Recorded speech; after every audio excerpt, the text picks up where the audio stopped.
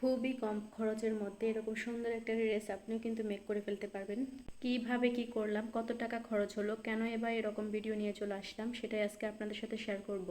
Hello everyone, আসসালামু আলাইকুম। Parveen Akhtar page beauty queen থেকে চলে আসছি সুন্দর একটা ভিডিও নিয়ে। এর আগে আমার পেজে কিন্তু এরকম কোনো ভিডিও আমি আপলোড করি নাই, তো আজকে একটা সুন্দর ওয়েদার দেখে বসে পড়লাম সেলাই করতে। সেলাইটা আজকে আমি নতুন করি না, এর কাজ শেখা হয়েছে অনেক বছর হয়েছে, মেশিনটাও হয়েছে আমার প্রায় 5 বছরের মতো। সব ড্রেসগুলো কিন্তু আমি নিজেই মেক করি, আমি টেলরের কাছে দিই না। টেলর হচ্ছে মন মতো সেলাই করতে পারে না, প্লাস হচ্ছে আমি নিজে একটু ডিজাইন করে সেলাই করতে পারি মন মতো।